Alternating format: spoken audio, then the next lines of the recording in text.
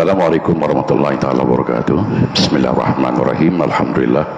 Selamat kita bergabung di surau kita, surau Al-Ikhlas, dan pastilah pada pertemuan pada malam ini seperti yang telah pun dinyatakan oleh pengerusi tadi, merupakan satu perkara yang sangat penting untuk kita memahami dalam konteks kita memahami tentang ajaran sesat.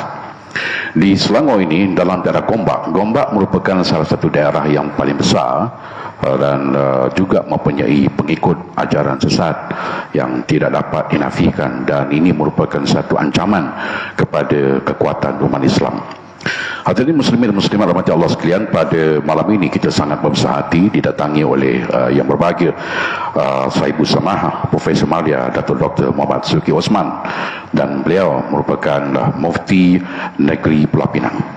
Dan saya fikir dalam rangka lebih kurang dalam 1 jam, insya-Allah kita akan mendengar kupasan-kupasan yang akan diungkapkan, yang akan dinyatakan dan diperjelaskan oleh yang berbahagia Sahibu Samahah. Dan insya-Allah mudah-mudahan kita akan bersama dalam majlis ilmu ini. Sekurang-kurangnya kita akan mengutip mutiara-mutiara sisipan penting yang dapat kita nyatakan. Baik, Sahibu Samahah, Datuk, dulu pernah datang sebenarnya ke surau kita, tapi pada waktu itu beliau merupakan penceramah. Tapi kali ini Allah angkat beliau dan mempunyai tugas yang sangat besar dalam menentukan hukum hakam khususnya di negeri Pulau Pinang. Dan mungkin juga ramai di kalangan kita yang barangkali tertanya-tanya, sudah faham, belum faham, dan perlu tahu sebenarnya apakah peranan seseorang mufti. Jadi untuk awal pembuka bicara, mungkin Datuk dapat jelaskan dulu sebenarnya dalam konteks kepada masyarakat, apa sebenarnya tugas seorang mufti. Assalamualaikum warahmatullahi wabarakatuh. Waalaikumsalam warahmatullahi wabarakatuh. A'udzubillahi minasyaitonir rajim. Bismillahirrahmanirrahim. Alhamdulillahi rabbil alamin wal 'aqibatu lil muttaqin wala 'udwana illa 'alal zalimin. Asyhadu an la ilaha illallah wahdahu la syarika lah. وأشهد أن محمدا عبده ورسوله ونصلي ونسلم على النبي الأمين وعلى آله وصحبه أجمعين. سبحانك لا علم لنا إلا ما علمتنا إنك أنت العليم الحكيم. رب اشرح لي صدري ويسر لي أمري واحلل عقدة من لساني يفقه قولي أما بعد.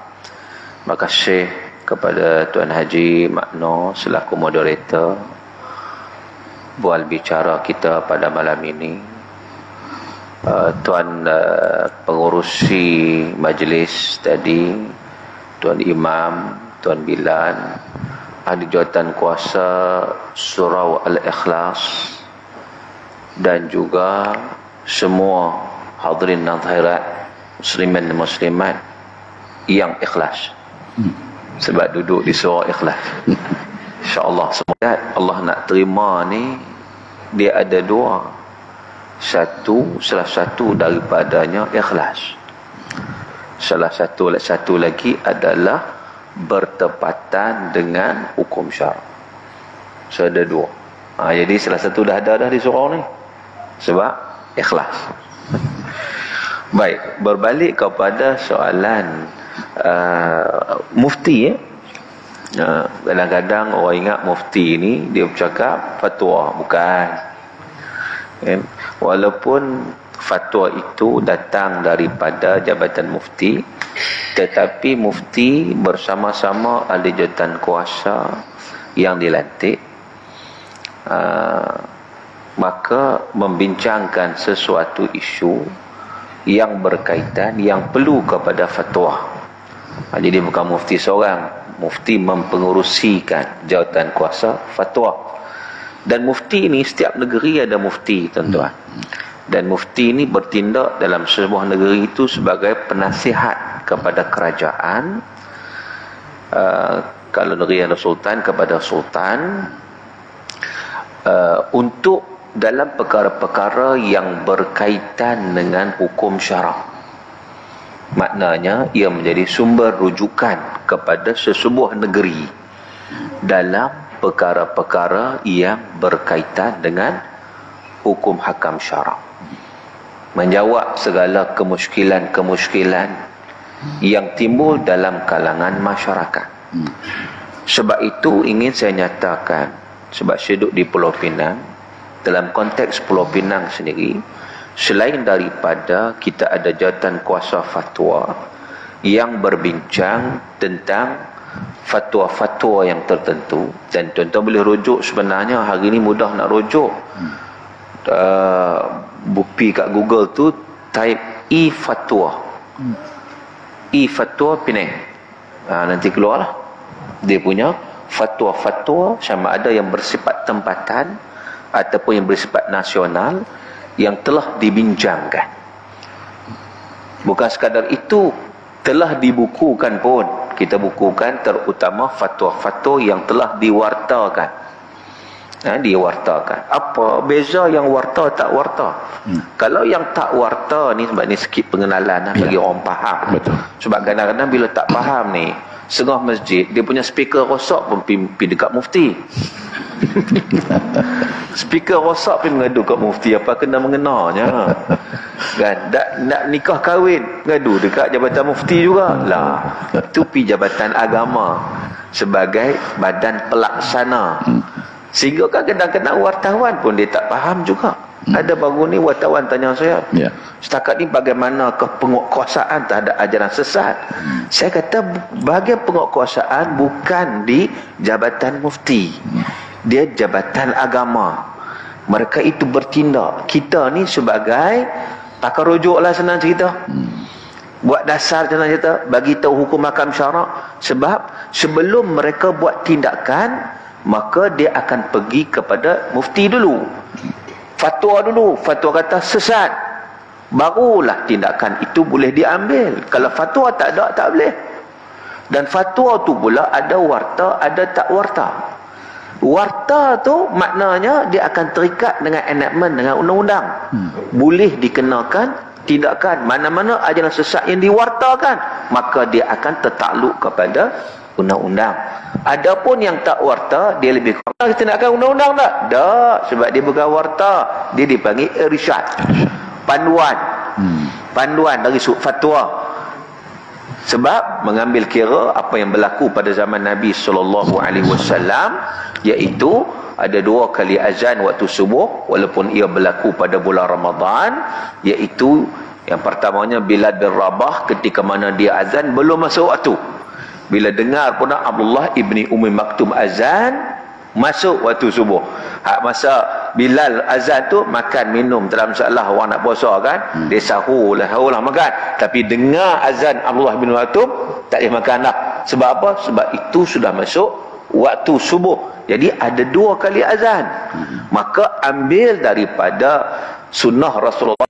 Kalau dia azan sekali pun tak apalah, tidak ada kaitan dengan undang-undang.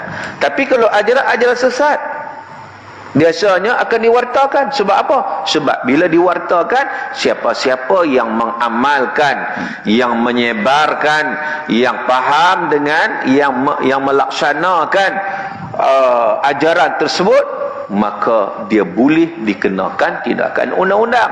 Tapi bukan jabatan mufti yang ambil tindakan undang-undang, tidak. Yang ambil tindakan adalah penguatkuasa daripada jabatan agama, dibantu oleh pihak polis di Raja Malaysia pada ketenteraman, ada isu akidahnya, ada isu kemasyarakatan dan sebagainya. Jadi di jabatan mufti ini sebagai contoh, kita di samping fatwa ada juga persoalan-persoalan yang orang kemukakan, maka kita menjawab soalan. Di Penang ada sistem e-kemusykilan. Type kat Google, satu lagi nang yang nak cari ni, e-kemusykilan Penang, keluarlah sistem e-kemusykilan, yang soalan-soalan yang ditanya akan dijawab oleh para penyelidik khusus yang ada di jabatan mufti. Sebab tu penyelidik ni tugas dia apa? Mai kerja tu, masuk-masuk office tu buka kitab. Kerja dia buka kitab. Dia rujuk Mawsu'ah Al-Fiqhiyah Al-Kuwaitiyah, dia rujuk Al-Fiqhul Islamiyah wa Adillatuh, dia rujuk kitab Majmu' oleh Al-Imam Nawawi, dia rujuk kitab, pelbagai kitab yang dia rujuk untuk memberi jawapan kepada persoalan-persoalan yang dikemukakan. Bila jawapan diberi, dibincangkan pula. Bukan terus sebarkan, dibincangkan pula. Jawapan itu bertepatan dengan kehendak soalan ataupun tidak. Dalil-dalil yang digunakan bagaimana? Itu dipanggil kemusykilan. Kita wujud sistem kemusykilan. Setakat ni bulan Oktober ni hampir dah 600 soalan lah. Daripada awal tahun itu orang duk tanya, mana hari-hari ada orang tanya. Falak ini penting untuk menentukan tarikh raya puasa. Dulu kan raya terkejut sekali kan. 2 tahun lepas 2024 pegat kelang kabut apa semua. Peranan falak nak menentukan waktu solat, nak menentukan arah kiblat. Di Pulau Pinang sendiri memang banyak masjid-masjid yang usia ratusan tahun. Saya pergi baru ni satu masjid tahun 1718. Ada pergi masjid tu 1820. Jadi dulu punya guna sistem untuk tengok kiblat. Sekarang ni main tengok pula.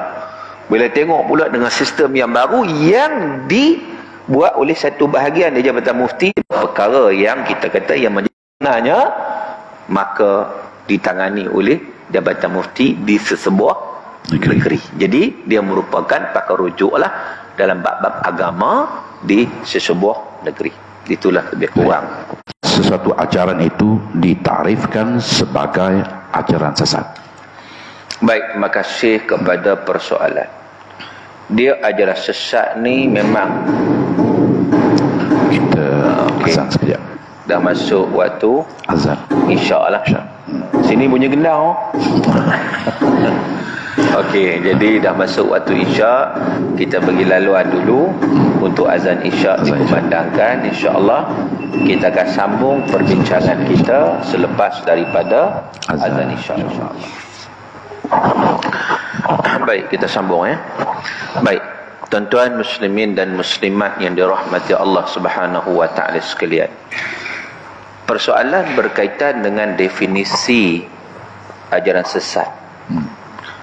Iaitu dia sebenarnya ajaran sesat ni ialah apa-apa juga pegangan, fahaman atau amalan yang dibawa sama ada oleh orang Islam ataupun bukan Islam, tetapi ia mendakwa sebagai ajaran Islam dan ia bercanggah dengan Quran, bercanggah dengan sunnah, ijma' dan qiyas, dan bercanggah dengan akidah ahli-sunnah wal jamaah, maka itu merupakan ajaran sesat. Saya sebut sekali lagi untuk kita lebih faham, ajaran sesat ni ialah satu ajaran ataupun pahaman ataupun pegangan ataupun amalan yang dibawa sama ada oleh orang Islam maupun orang bukan Islam, tetapi dia mendakwa ini merupakan ajaran Islam, sedangkan ianya bercanggah dengan Quran, bercanggah dengan sunnah, ijma' dan qiyas, dan juga bercanggah dengan akidah ahli-sunnah wal jamaah, maka itu merupakan ajaran sesat. Jadi pendek kata, ajaran sesat ni ajaran-ajaran yang menyeleweng, yang tidak betul. Sedangkan Nabi SAW menyatakan bahawa taraktu fikum amrain lan tadillu ma in tamassaktum bihima, kitab Allah wa sunnata rasulih au kama qala. Aku tinggalkan kepada kamu dua perkara, kamu tidak akan sesat selama-lamanya selagi mana berpegang kepada dua perkara ini, iaitu Quran dan juga sunnah Rasulullah SAW. Jadi mana-mana ajaran ni tiba-tiba kita tengok bercanggah dengan Quran, tiba-tiba bercanggah dengan sunnah Rasulullah SAW. Contoh, ajaran yang menyatakan bahawa solat itu niat. Dia panggil solat daim, solat secara berterusan. Jadi bila mana solat secara berterusan ni, dia tak perlu solat 5 waktu tu. Nampak tak dia bercanggah dengan sunnah Nabi SAW? Canggah. Satu ajaran yang menyatakan solat Jumaat tak wajib. Dalil. Ada dalil. Yang sesat pun kena ada dalil lah. Dalilnya, ya ayyuhalladzina amanu idza nudiya lis-salati min yaumil jumu'ah fas'au ila dzikrillah wa dzarul bai'. Dia pun terjemah. Ambil terjemahan tu, terjemah. Wahai orang yang beriman, apabila diseru pada hari Jumaat, maka hendaklah bersegera untuk zikrillah, mengingati Allah, zikir kepada Allah. Bukan suruh pergi solat, suruh pergi zikir. So tak perlu pergi Jumaat ni, cukup dengan kita duduk berzikir. Ramai-ramai ni maknanya tak perlu menunaikan solat. Ini ajaran sesat. Sebab apa? Sebab bercanggah dengan tafsiran Al-Quran. Itu diguna logik dia. Sedangkan maksud zikrullah itu disebut oleh Ibnu Abbas contohnya, yang disebut dalam mana-mana kitab tafsir yang mensyarahkan ayat tersebut, sama ada tafsir Tabari ataupun Al-Jami' li Ahkamil Quran oleh Al-Imam Al-Qurtubi, ataupun tafsir Ibnu Kathir tafsir Al-Quran Al-Azim, ataupun tafsir Ibn Ashur tafsir At-Tahrir wa Tanwir, ataupun tafsir baru-baru ni pun tafsir Sya'rawi contohnya, tafsir Munir, dan ambillah mana-mana tafsir pun kita akan dapati maksud zikrillah di situ, maksud dia apa? Khutbah dan juga solat Jumaat. Khutbah dan solat, itu maksud zikrillah. Ajaran ni ditwist, sesat. Dia bawa satu dimensi baru pula, cara baru pula. Jadi tuan-tuan yang dirahmati Allah Subhanahu wa taala sekalian, maka dengan sebab itulah bila mana satu ajaran itu ditimbang dalam konteks kena tak dengan Quran, kena tak dengan hadis Nabi. Kalau tak kena, tak betul, maka dia buat satu benda yang baru, benda yang direka cipta, maka sudah tentulah dia merupakan satu ajaran sesat yang menyeleweng, yang sepatutnya ditangani dengan segera supaya ia tidak merebak menjadi satu kanser. Sebab kanser ni mula-mula tahap 1, kalau biar jadi naik 2, naik 3, naik 4, susah. Dia kritikal dah, sangat-sangat kritikal. Jadi bila dapat ditrace tu, dapat dikesan itu, dia akan diambil tindakan seberapa cepat yang boleh lah. Dan itulah realiti yang berlaku. Kalau kita tengok, memang di akhir zaman ni, atau di Malaysia banyak ajaran yang sesat yang berlaku, banyak. Kalau di Pulau Pinang, mula-mula sekali ajaran taslim. Ajaran taslim di kampung Sonok, Sonok sungguh lah, kampung pun nama Sonok. Tapi kampung Sonok lah, okey. Okey, ni cerita dulu kan. Agak apa, ajaran Ahmad Mentari orang kata. Jadi orang tahu lah, orang lama-lama tahulah ajaran-ajaran yang seumpama itu, yang mereka juga tidak ada Jumaat, adalah ciri-ciri yang menunjukkan bahawa ianya merupakan ajaran sesat. Tapi mereka mendakwa bahawa itu datang daripada Islam. Itu yang menunjukkan kesesatan tu. Sedangkan Islam tidak mengajar sebegitu. Itu antara definisi dia lah. Baik. Terima kasih. Saya bersama ada 3 yang diungkapkan tadi, adalah fahaman, pegangan dan juga amalan. Jadi kena perhati 3 benda ni supaya tidak bercanggah dengan apa yang kita amalkan dalam Islam. Itu di antara ciri-ciri asas ajaran sesat yang telah pun dihuraikan tadi oleh Saibul Samah. Baik, Saibul Samah, kalau kita lihat ajaran sesat ini muncul dalam pelbagai versi dan zaman, sentiasa ada. Dan kalau kita lihat sebenarnya apakah faktor yang menarik orang untuk join dia punya grup dan akhirnya sampai kepada tahap kesesatan itu? Baik, terima kasih kepada persoalan. Saya nampak faktor-faktor yang menyebabkan orang tertarik dengan ajaran sesat ni, yang ni pemerhatian saya lah, observation saya, dia ada 3 benda. Ada 3. Biasanya ajaran sesat ni dia takkan lari daripada 3 ni. Yang pertama adalah mudah. Dia ajaran yang mudah. Dan orang kita tak nak susah, dia nak shortcut masuk syurga, dia nak mudah aja. Dia tak mau payah-payah, hak ni halal, hak ni haram. Betul ada ajaran sesat di Selangor ni. Bagi kita duduk Selangor, kita bincang Selangor lah juga. Kan? Di Selangor ni ajaran sesat. Sebab dulu saya pun jawatan kuasa pengawalan akidah negeri Selangor. Sejak beberapa tahun yang lalu lah.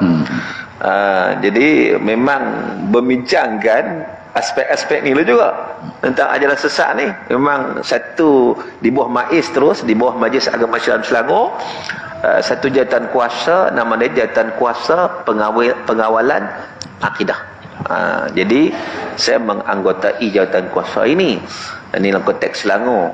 Ada yang sebut kat saya ada satu ajaran tu, dia boleh minum arak. Boleh minum arak. Sebab apa minum arak? Yang pertama, sebab dalam syurga itu ada arak. So nak masuk syurga, nak kena ada kesinambungan dunia ke syurga. Good. Minum arak sini baru dapat nikmat arak di syurga. So dapat beza lah arak sini dengan arak syurga. Kalau tak minum tak boleh beza, kan? Jadi kita tak dapat appreciate arak yang disediakan dalam syurga nanti, sebab kita tidak merasainya di dunia ni. Woi, nampak macam okey. Apatah lagi arak itu hanyalah perahan anggur. Dia berikut tu, dia hanyalah perahan anggur. Salahkah perahan anggur untuk diminum? Dia adalah buah-buahan. Mudah tak mudah? Syok. Bukan setakat mudah, syok. Satu. Begitu juga ajaran sesat ni biasanya macam saya sebut itu sembahyang.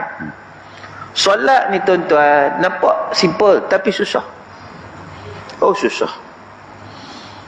2 rakaat subuh nak banding dengan jogging, mudah jogging lagi.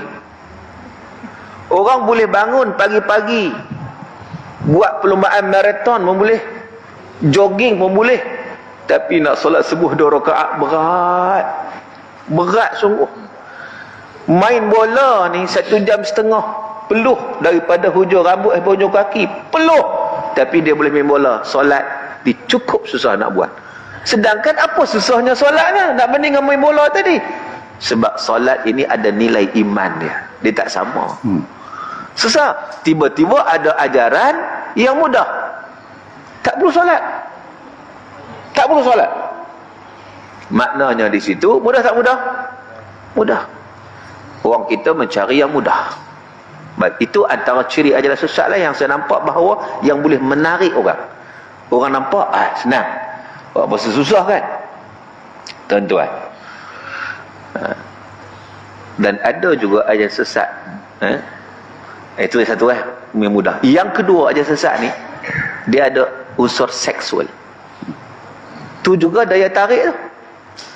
Daya penarik ajaran sesat ni juga adalah unsur-unsur yang melibatkan seksual. Dan biasanya wanita akan dieksploitasikan untuk hal ini. Dan ada satu ajaran, nama dia sedap, dia buah nama cantik, kan? Tak jauh juga dari sini, tapi susah nak tembus. Dia ada satu, dia buat atas bukit, kawasan dia. Dalam tu ahli-ahli ni bebas hidup macam dalam syurga. Wanita-wanita ni bidadari. Jadi tak ada masalah untuk bersama, bertukar-tukar pasangan pun boleh. Sebab apa? Saya sebut tadi, syurga.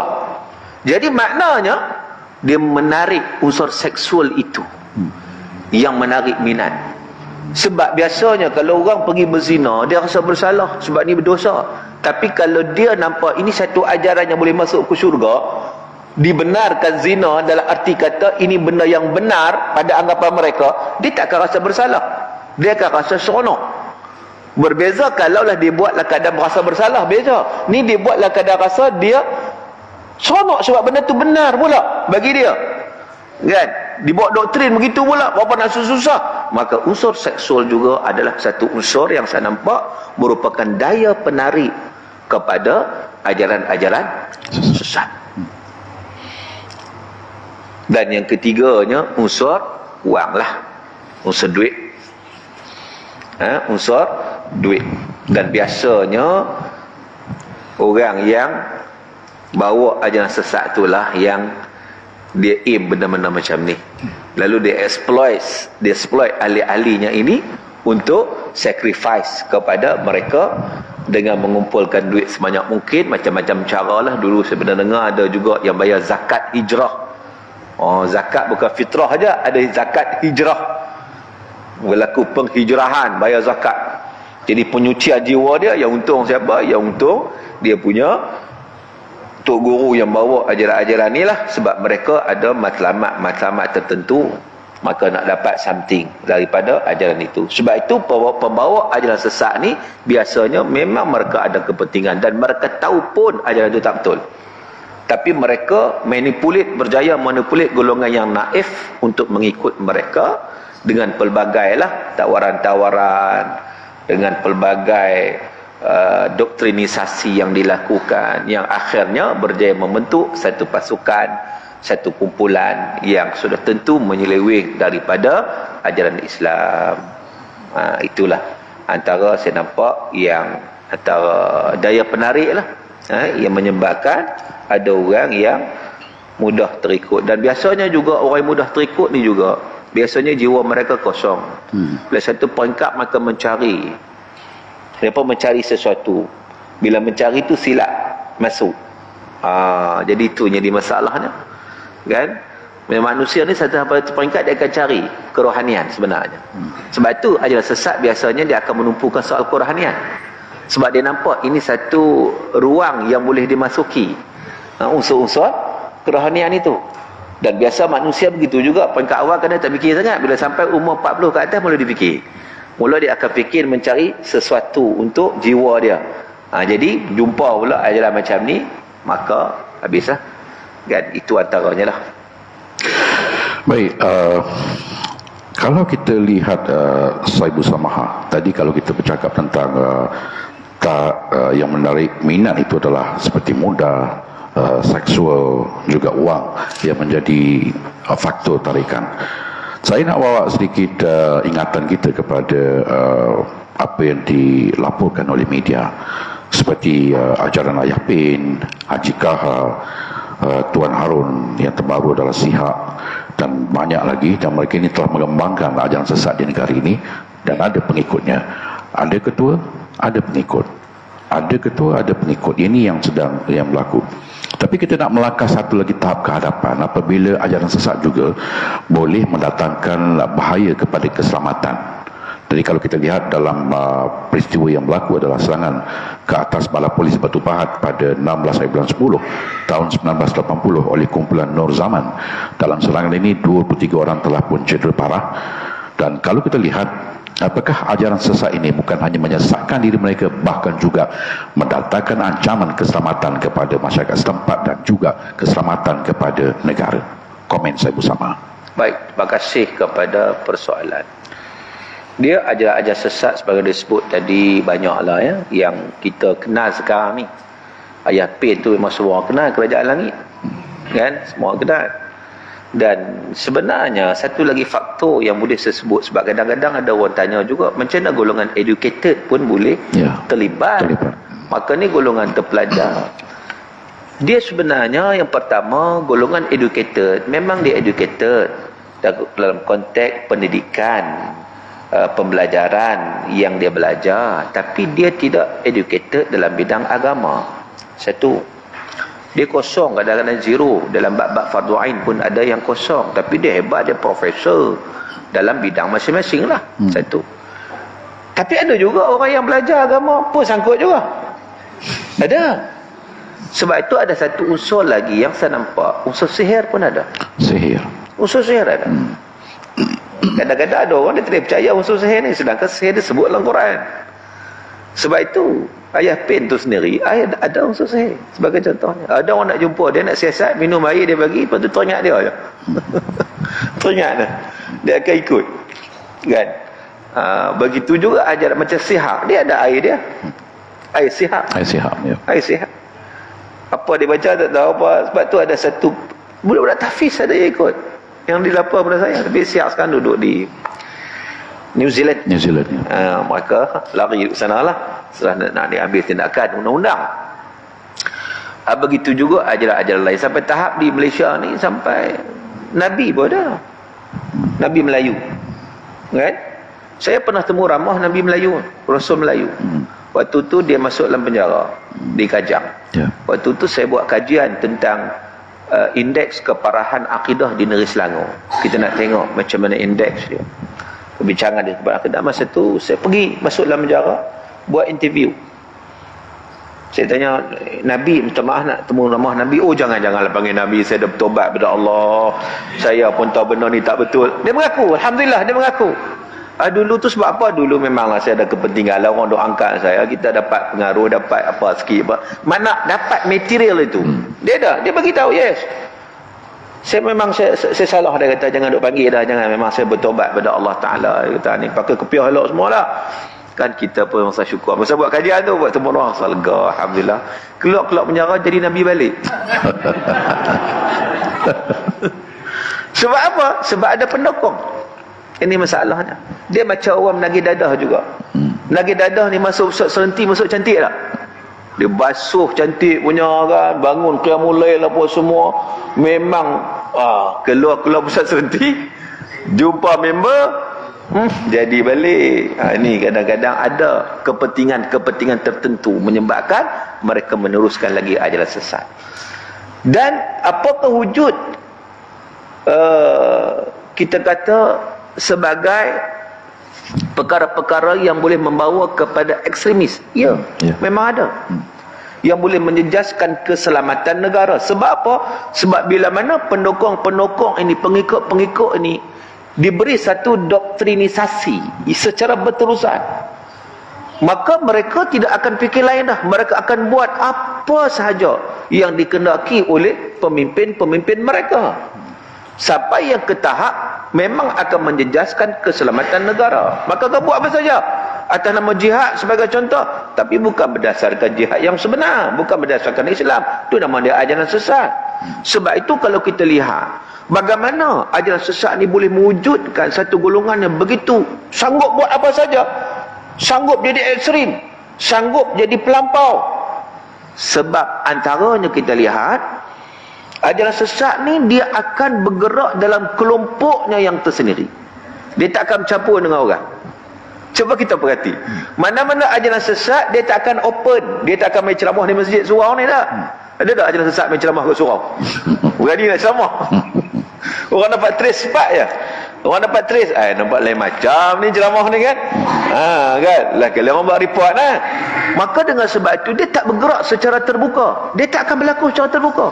Carilah mana-mana ajaran sesat, dia akan berada pada kelompoknya yang tersendiri, kepompongnya yang tersendiri. Bahkan dia tak akan benarkan pun ahli-ahli dia untuk pergi kepada belajar kepada orang lain. Tak boleh. Dia boleh dikreat lah macam-macam sana ni.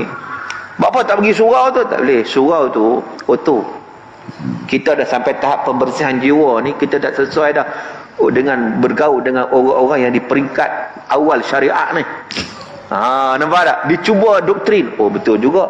Takkan kita berada di peringkat yang tinggi nak turun ke peringkat yang rendah.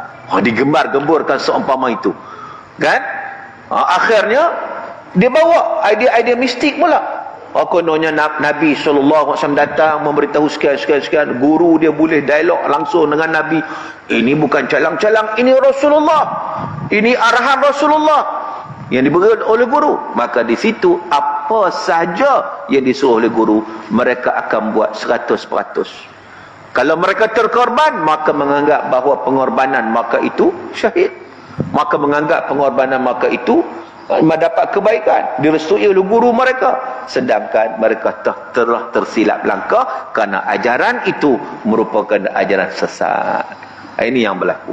Maka dengan sebab itu tidak hairanlah macam apa yang berlaku, serangan balai polis ke apa ke. Kan dulu di Sauk kan. Sauk kan. Ya. Dulu orang yang pergi itu pun kadang dia pun tak tahu pula. Berlaku dah satu ajaran juga tu, satu ajaran yang akhirnya kononnya mereka itu nak berjihad, nak berperang. Zaman sekarang ni zaman yang kita kata di akhir zaman dah. Dan ada juga ajaran sesat yang mereka itu mengumpul senjata-senjata dalam bentuk senjata-senjata tradisional. Kapak lah, parang lah, kumpul banyak-banyak. Sebab dengan anggapan bahawa nanti ketika mana Mahdi datang, pada waktu itu akan berlakunya peperangan secara tradisional, maka mereka siap dah kumpul senjata. Anytime boleh mengangkat senjata. Ini perkara-perkara yang boleh menggugat keselamatan negara datang daripada ajaran-ajaran sesat. Sebab ajaran sesat ni macam remote control. Dia boleh petik saja, dia punya ahli-ahli ni akan bangun, akan bangkit. Maka dengan sebab itu perlu diselesaikan, perlu ditangani dengan segera supaya ia tidak menjadi lebih berbahaya, menggugat keselamatan negara dan juga ketenteraman awam. Baik. Doktrin ajaran sesat dan juga pendekatan yang dijalankan oleh mereka juga berubah-ubah. Kalau kita lihat ada kes yang dilaporkan bahawa ajaran sesat ini dia datang juga secara online. Maksudnya mereka belajar di rumah, tutup bilik, duduk seorang-seorang, dan di situ ada berpuluh-puluh anggota yang lain dan mereka belajar dengan dibimbing oleh guru-guru mereka. Jadi nasihat saya bersama kepada kita orang awam, bagaimana kita harus mempunyai kesedaran dan mengawasi apa yang dipandang, apa yang dilihat oleh anak-anak kita. Sebab kita risau cara ajaran sesat ini menyelusup dengan cara yang begitu moden menggunakan media digital. Silakan. Baik, terima kasih kepada persoalan. Ajaran sesat ni kalau kita lihat dia ikut juga perkembangan zaman. Apabila zaman sekarang ni zaman media sosial, maka ajaran sesat juga menggunakan media sosial sebagai alat untuk penyebaran mereka. Walaupun kita sebut secara tertutup, ya, mereka tertutup untuk ahli-ahli mereka sahaja. Dan mereka cuba membawa ajaran-ajaran tersebut dalam keadaan kalau kita lihat pada hari ini, ada yang berbentuk terbuka tapi susah nak dikenal pasti. Sebab maka bila online ni nak trace macam mana? Kan? Kadang-kadang mereka duduk luar negara. Maka bercakap apa pun dia rasa bebas. Maka rasa bebas. Maka tak rasa takut ditangkap dan sebagainya. Duduk luar negara. Lagilah tak ada undang-undang yang berkata ajaran sesat. Tambah duduk negara orang putih pula. Kan? So dia tak risau apa. Yang ada undang-undang ni tempat kita nak jaga agama ni. Dia telah bersiaran dari sana. Contohnya. Ada ajaran sesat dari Singapura. Guna kaedah online juga. Sambil mengajak isap web. Dengan berasak kan. Itu orang-orang isap web dia sonok agak, geng aku dia tak boleh join lah. Join. Mana mudah ajaran ni. Isap web boleh, rokok elektrik boleh. Kalau ikut ajaran Islam betul tak boleh, haram kata. Fatwa kata haram. Susah kata. Ini okey. Kan? Jadi memang banyak sekarang ni kita lihat ajaran sesat dia menggunakan kaedah media sosial. Banyak yang berlaku yang mempengaruhi anak-anak kita. Kalau mereka tidak ada asas, maka tengok pula Mahdi. Banyak sekali ajaran sesat hari ini mengaku sebagai Mahdi. Itu tak dapat tidak. Yang saya dah tengok banyak dalam Mahdi ada. The Ahmadi Religion. Dia ada Mahdi dia Ahmad Musaddiq daripada Indonesia asalnya. Kan? Kemudian ajaran Qasim di Pakistan. Walaupun merentasi negara, tapi sampai pada kita melalui online. Dan dia juga Mahdi juga. Dan saya pernah ada orang tu, dia beritahu saya, dia kata dia yakin itulah Mahdi. Kan? Jadi sebab apa? Sebab dia mimpi semua betul. Itu saja alasan. Sebab itu sebenarnya kalau orang ada ilmu, dia tahu bahawa mimpi tidak dijadikan hujah lah hukum syarak. Kan? Tetapi dia teruja dengan penyampaian-penyampaian yang diberikan. Dia terpengaruh, tambah budak-budak. Kalau orang tua apa terpengaruh?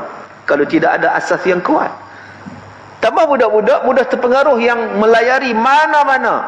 Kita kata bahan-bahan yang ada dalam internet yang hari ini tanpa sempadan, boleh tengok apa sahaja. Maka dengan sebab itu nasihatnya ialah sebagai ibu bapa, menjadi kewajipan kepada kita pertama sekali untuk kita menerapkan akidah itu kepada anak-anak. Ilmu akidah tu memang kita kena bagi tahu betul-betul. Yang kedua, kita memantau bagaimana apakah yang mereka lihat di media-media sosial.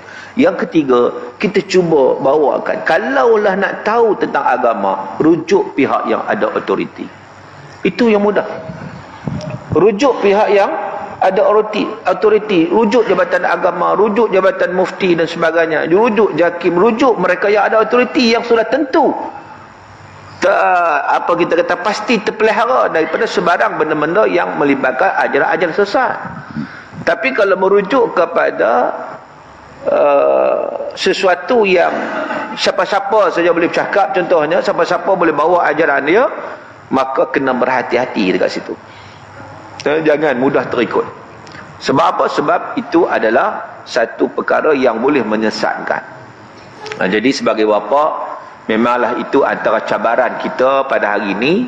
Sebab anak-anak boleh katakan semua ada handphone, bahkan kita semua ada gadget memang dalam poket kita lah. Bahkan kita hari ni benda lain hilang, tak apa, jangan hilang gadget ni. Semua duduk dalam tu. Kan? Saya pun nak mari sini guna waste kan, gadget juga. Jadi maknanya pentingnya, cuma kita dah kena pantau supaya tidak terikut dengan ajaran-ajaran ideologi dan sebagainya. Kadang-kadang ada yang cakap begitu berfalsafah. Kalau orang nak falsafah, dia dengar, dia syok. Cakap tu dia tinggi-tinggi punya. Cerita pasal arash, cerita pasal tentang ruh, hakikat ruh. Saya ada jumpa website hakikat ruh. Biasanya ajaran-ajaran lain dia kata tidak sampai kepada mengetahui hakikat roh, sebab mereka itu hanya di peringkat syariat. Tetapi ajaran kita boleh sampai ke dalam untuk menelusuri tentang hakikat roh yang diciptakan oleh Allah Subhanahu wa taala. Orang kan terpegut dalam web. Sedangkan kalau kita tengok dalam Quran, Allah Taala kata apa? Wa ma utitum minal ilmi illa qalila. Yas'alunaka 'anir ruh. Mereka bertanyamu ya Muhammad tentang ruh. Qul ruh min amri rabbi. Katakan ruh itu urusan Allah. Wa ma utitu minal ilmi illa qalila. Kamu tidak diberikan ilmu tentangnya melainkan sedikit saja. Kita tak boleh sampai ke hakikatnya, tak boleh. Tiba-tiba ada satu ajaran ni yang boleh sampai kepada hakikat. Sebab tu kalau orang tidak ada asas, dia teruja. Dia rasa macam hebat, tetapi sebenarnya bukan hebat, sesat. Memang kalau nak reka benda yang tak ada nak reka, boleh reka, macam-macam boleh reka, tuan-tuan. Benda tak ada, benda tak boleh, tak wujud dalil pun, mas apa nak reka, boleh reka. Maka dengan sebab itu kita juga, saya nampak hari ni kena fokuslah kepada pengajaran dan juga pendidikan. Itu penting. Di samping kita kontrol, kawal dari sudut penggunaan media sosial ni dengan cara yang lebih selamat supaya tidak terjebak dengan apa-apa anasir ataupun ajaran-ajaran sesat dan sebagainya. Cumanya kadang-kadang hari ni bila sebut tadi tentang nasihat pada anak-anak kan, kadang-kadang kita masalah mak ayah ni dia tak rapat sangat dengan anak tu masalah.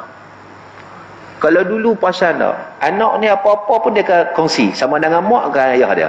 So kalaulah kita rapat dengan anak, bila dia tengok apa dia kongsi, ayah tadi nampak dalam web tadi nampak menarik juga. Jadi kononnya kita akan tengok sekali, main-main nak tengok okey ke tak okey. Kan?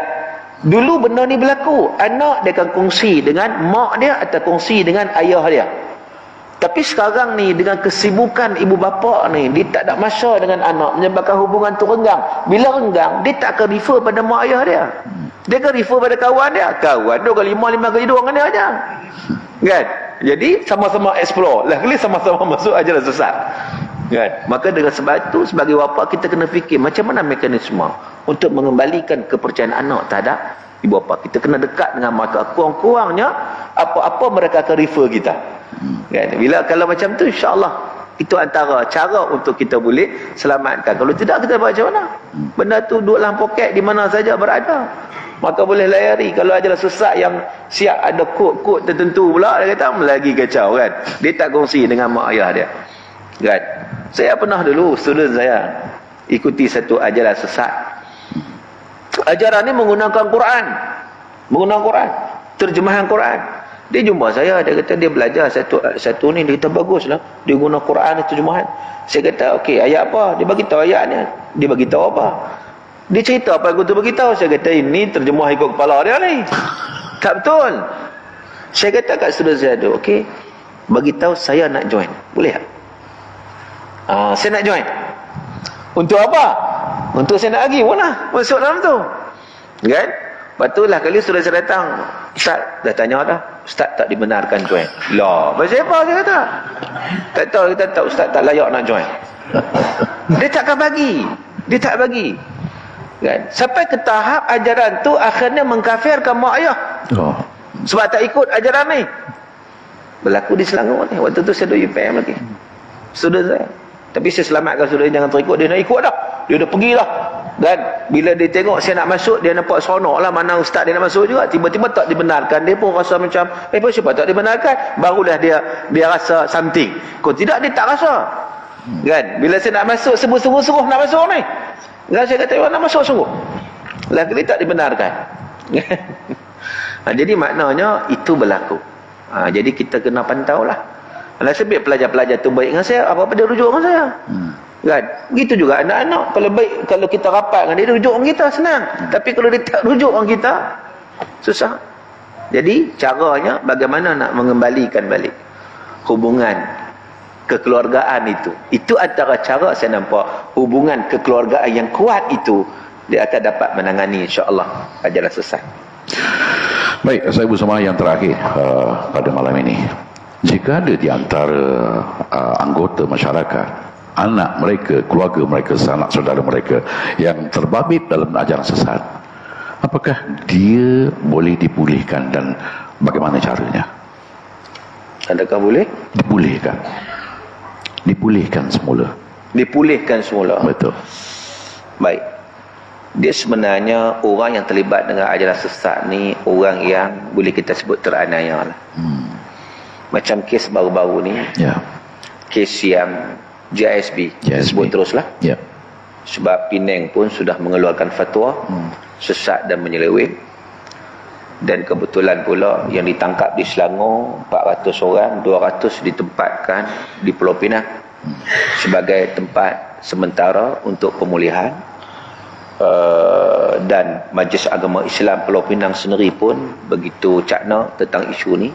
Dia mengambil satu tempat di Darul Hidayah yang dipertua Majlis Agama Pulau Pinang mengumumkan bahawa akan dijadikan tempat kompleks itu yang asalnya tempat mu'alaf, kompleks itu besar, akan dijadikan juga tempat pemulihan anak-anak yang terjebak dalam ajaran tersebut. Maka di sini sebab apa? Sebab kita nampak memang pemulihan itu boleh dengan kita mengembalikan balik kefahaman yang sebenar kepada mereka. Budak-budak ni bila ditanya siapakah, saya tanya pengarah JKM, Jabatan Kebajikan Masyarakat yang jaga budak-budak ni, siapakah yang kamu paling sayang? Guru. Bukan mak, bukan ayah. Guru dia tu. Dan terus sampai kepada pemimpin dia lah, maksud yang dimaksudkan tu. Pemimpin dia lah, tu yang paling sayang. Mak ke mana, sedangkan Nabi ajar kepada kita kan. Siapa lepas Allah dan Rasul? Ibu kita, ibu bapa kita. Tak ada dah, hak ni tak sebelah dah. Sebab apa? Itu doktrin. Jadi maknanya kena pulihkan balik pemikiran ini. Boleh, insya-Allah boleh dipulihkan. Tapi dengan mengeluarkan mereka daripada kepompong yang kita sebut tadi. Selagi mana dia berada pada kepompong itu, selagi itulah dia akan terus terpedaya. Jadi anak jiran kita sebagai contoh, kita dapati terlibat, maka kita selamatkan. Kita kesian kat dia. Kita kesian. Terutama mereka ini boleh dikatakan sebagai golongan yang dizalimi, dianiaya, dieksploitasi dan sebagainya, dinafikan hak mereka dan didoktrinkan pemikiran mereka, yang mana kita bertanggungjawab untuk mengembalikan semula mereka ke jalan yang benar, ke jalan yang betul, yang sahih berdasarkan panduan Quran dan juga sunnah Rasulullah sallallahu alaihi wasallam. Dan saya yakin boleh dipulihkan asalkan keluar daripada kepompongnya, kan, tak duduk dalam kepompong itu lagi, dan insya-Allah boleh dipulihkan menjadi manusia normal balik yang tidak lagi terjebak dengan ajaran sesat. Jadi kita kena ambil beratlah juga, sahabat-sahabat, anak-anak jiran dan sebagainya, kalau terlibat, cuba kita selamatkan. Baik, saya bersama Profesor Madya Datuk Dr. Muhammad Suki Osman, Mufti Negeri Pulau Pinang, telah pun memberikan jawapan yang tuntas lebih kurang dalam sejam lebih dalam sesi pertemuan kita pada malam ini, sesi khas bersama Mufti. Sebelum saya tutup diskusi kita pada malam ini, saya terima satu permintaan daripada pengurusi surau kita untuk bertanyakan satu kemusykilan. Silakan Liz. Assalamualaikum warahmatullahi wabarakatuh, Datuk. Saya ada soalan berkenaan dengan mohon Datuk memberi pencerahan tentang pahaman Wahabi. Adakah tergolong dalam ajaran sesat ataupun macam mana? Terima kasih. Baik. Dia Wahabi ni, dia satu gerakan. Dia bukan ajaran. Dia gerakan reformasi. Pada zaman dia yang diketuai oleh Muhammad bin Abdul Wahab, iaitu pada zaman itu zaman orang melakukan khurafat. Lalu untuk mengatasi khurafat pada zaman itu, dia menolak pandangan-pandangan ulama dengan meletakkan Quran dan hadis sahaja. Jadi sedangkan kita nak faham Quran hadis itu pun ulama juga, tapi mungkin sesuai pada zaman dia. Jadi akhirnya bila zaman kita sekarang ini, kalau kita bincang dalam konteks itu asal tu dia bukan mazhab. Betul orang kata mazhab Wahabi, dia bukan mazhab, bukan. Dia adalah satu gerakan pada zaman itu, sesuai zaman itu. Kita tak nak komen pada zaman itu. Cuma zaman sekarang bila sebut Wahabi ini, dia merujuk kepada golongan yang agak melampau, ekstrim. Melampau dari sudut mana?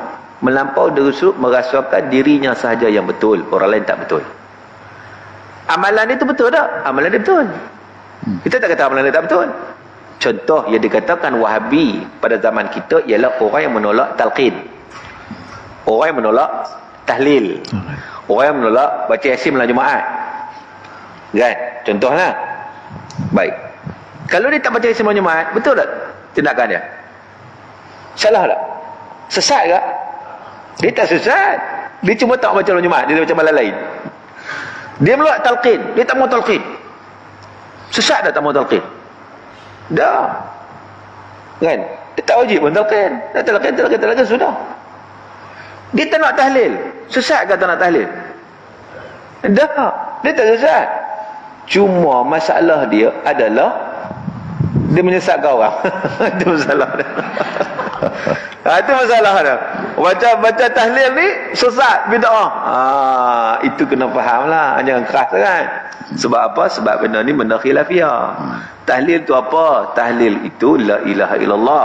Dalam masyarakat kita, tahlil itu adalah bacaan-baca ayat Quran sebenarnya. Qul huwallahu al-falaq, an-nas, al-fatihah, sampailah la ilaha illallah.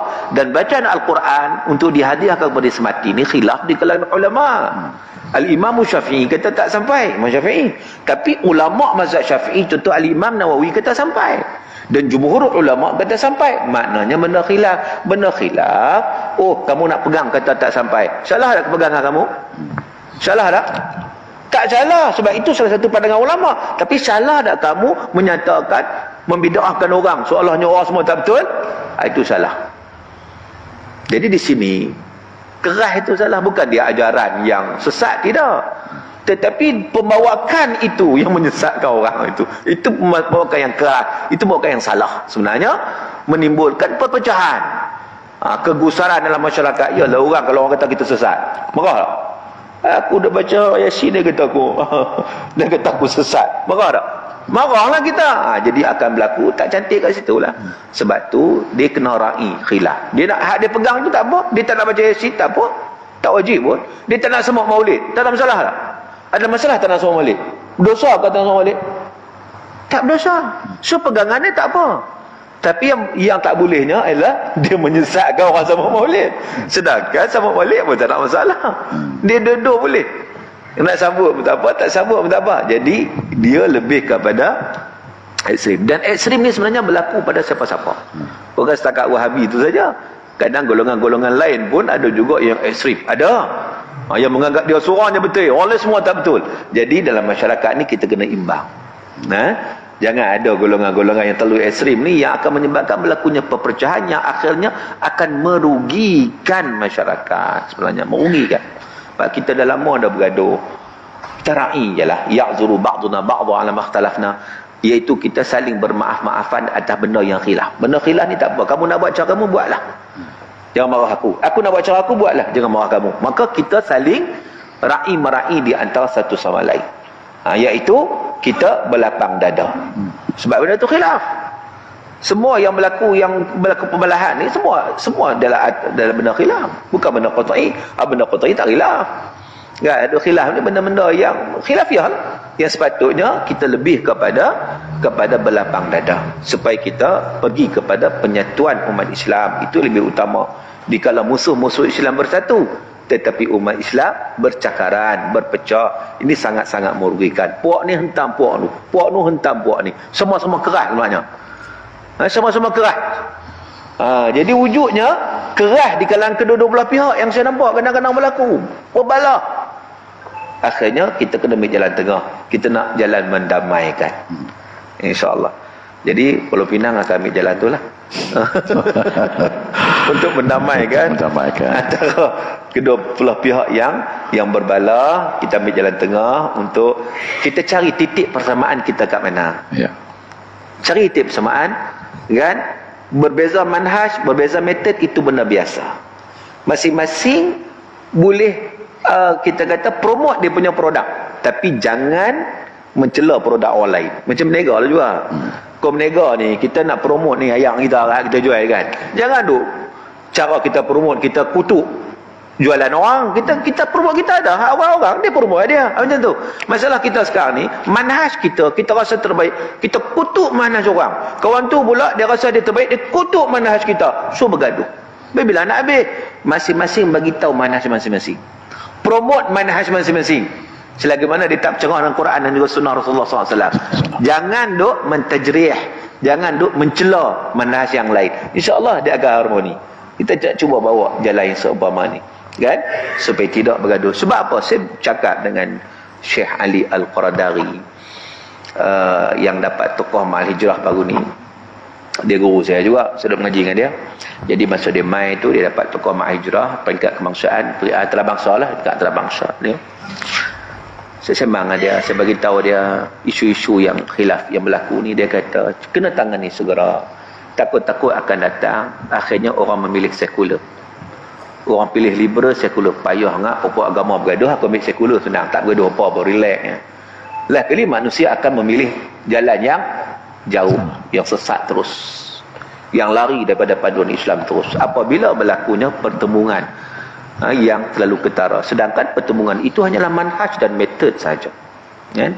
So perlu diperbetulkan kembali, berdamai. Kita nak wujudkan balik kasih sayang. Dan di sini juga peranan media lah. Ada makna ni peranan media untuk kita promote kasih sayang itu, persaudaraan itu dikembalikan untuk mengukuhkan umat Islam, insyaAllah. Baik, ada satu soalan terakhir, silakan Tuan Haji. Assalamualaikum.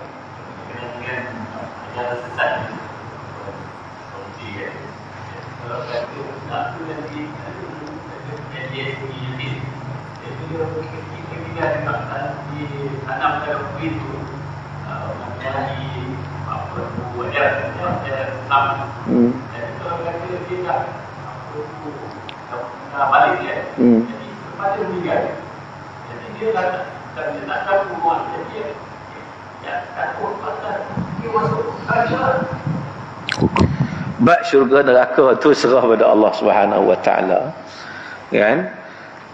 Kita tengok tahap dia bagaimana. Sebab ajaran sesat ni bukan semua kufur.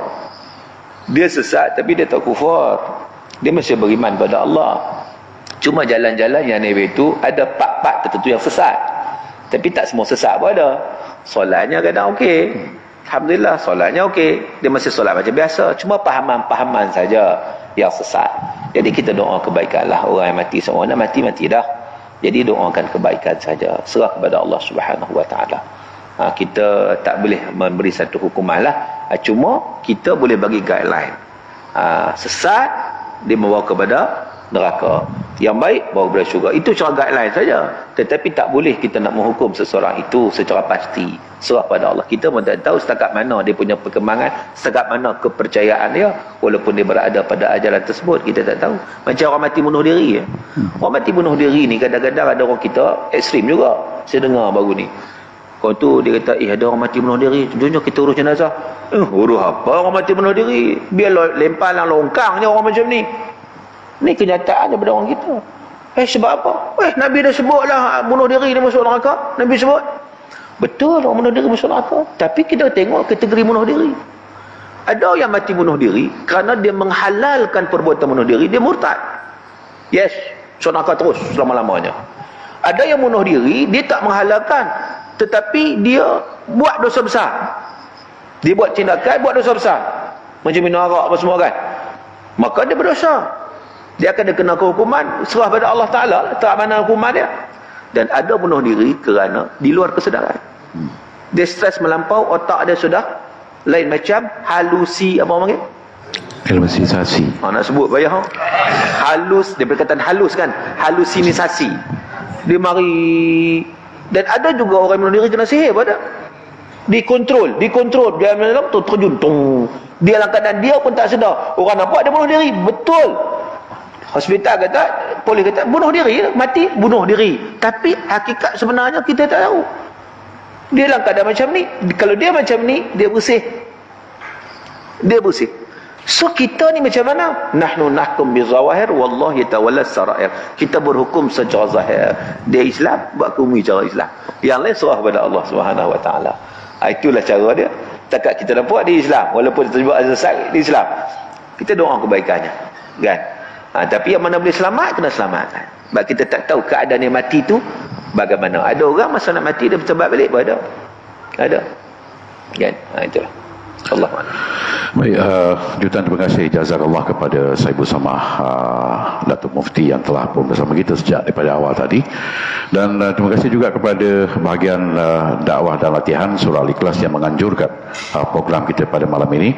Dan insyaAllah mudah-mudahan kita telah pun mengambil sesuatu daripada ilmu dan sharing yang telah pun diberikan oleh Saibul Samah dalam konteks panduan kita pada kehidupan pada masa yang akan datang.